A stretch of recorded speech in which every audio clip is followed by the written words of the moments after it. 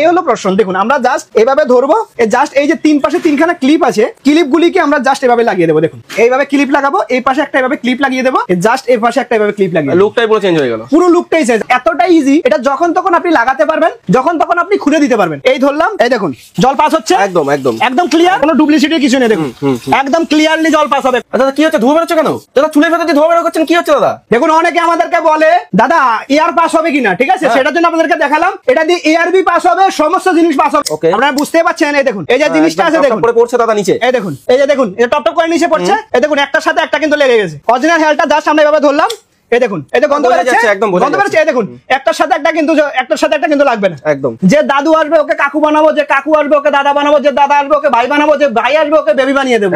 ঠিক আছে, যেটা আমরা শুরু থেকে বলছি। আর আরেকটা জিনিস আমরা বারবার বলছি যে আমাদের কাছে হেয়ার প্যাচের দাম জাস্ট 5000। দেখুন আজকে আরেকটা ভিডিও দেখাবো আপনাদেরকে যেভাবে ক্লিপ সিস্টেমে হেয়ার প্যাচ লাগানো হয়।